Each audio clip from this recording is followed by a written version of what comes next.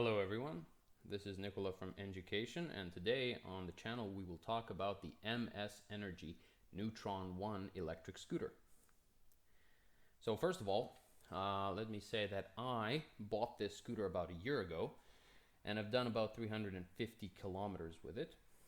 So now I want to share my experience with it. The cost, well, this is let's say a budget scooter, so you can buy it for the price of maybe $250 to $300 in my country. So I bought it in Serbia for 27,000 dinars, which is about $270. Now, when it comes to the equipment, what this scooter has, well, it has 8-inch wheels, which is kind of like a medium wheel size. The wheels, the front tire is inflatable. The rear tire is not inflatable. It's like a full tire. I don't really know what it has, like foam or something inside. The front wheels have shock absorbers. The rear wheel doesn't. So the front wheel has shock absorbers. The rear wheel doesn't, which means that the ride can be a little bit uncomfortable over rough terrain. So if you have a bad back, you will feel it in your back. So maybe you can try to use your legs as springs only when going over rough terrain. On a normal road, it's very comfortable. Or you could try to lean a little bit more forward on the front leg. So that could help because the shock absorber is on the front wheel. It has drum brakes, actually one drum brake in the rear. Of course, more expensive scooters have disc brakes, but I don't really think brakes on an electric scooter are that important. It has just a normal bicycle bell. It doesn't have an electric horn or anything like that.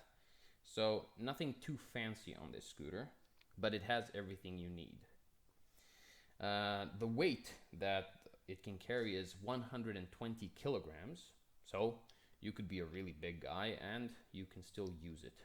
So it is for adults. The weight of the scooter itself is 12.5 kilos, which means you can relatively easily pack it up and take it with you, carry it like a bag. However, let's say that it's not that easy to pack. It's simple, but not so easy. It's actually very easy to pack, but a little bit more difficult to unpack. You're gonna need some hand strength to put everything, all the bolts and things into place so that it will be completely unpacked and ready to go again. The power of the electric motor is only 250 watts, which is not that good. So the acceleration might not be mind-blowing, but it will reach a top speed of 25 kilometers per hour. That is the top speed. However, the 250 watts will mean that going uphill, it will definitely slow down. It will lose some power, lose some speed. So on a, let's say, moderate slope, you will slow down to maybe 17 kilometers per hour. Also, like a very strong headwind will slow you down.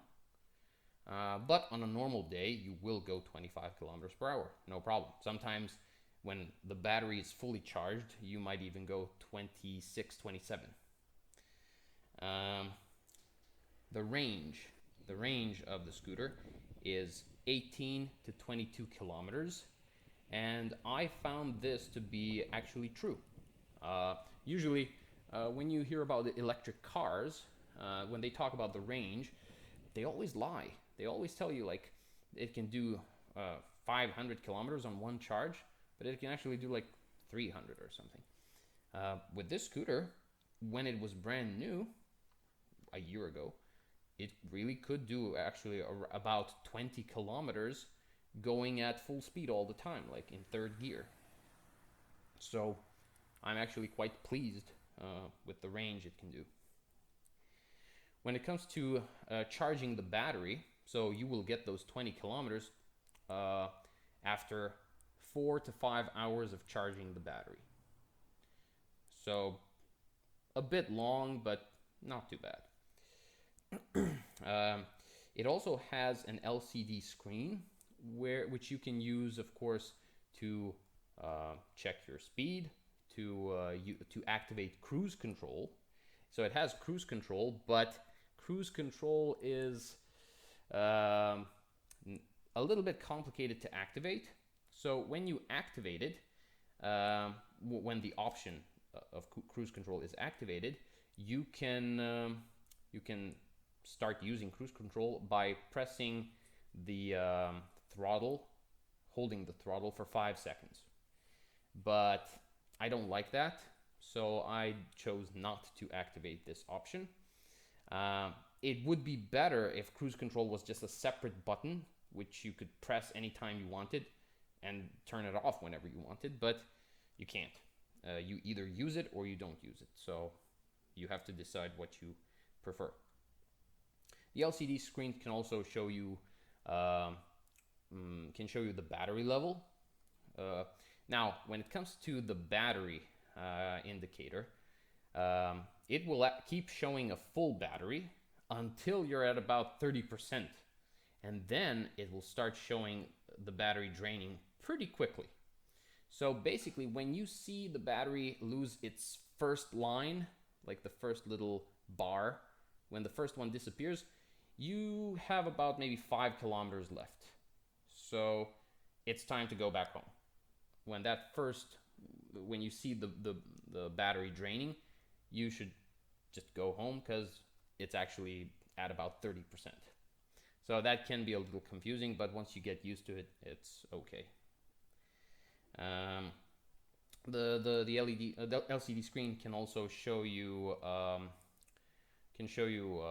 how long your trip was, the total range that you did, the total distance you did with the scooter since you bought it, and some other parameters like if there's like an error, it can show you that, and so on. You can also use it to turn on your lights. The scooter has front and rear lights, and they are actually very good and very well visible at night. So you can use this on the road and cars will be able to see you very well.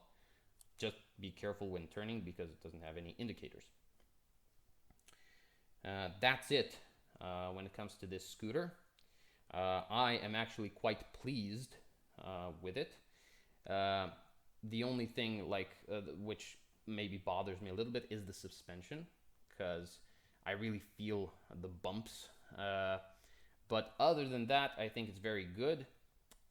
If I ever decide to replace it with another one, maybe I'll get one that's slightly more powerful and that has front and rear shock absorbers. That's it. Thank you for watching, and I'll see you in the next video. Bye.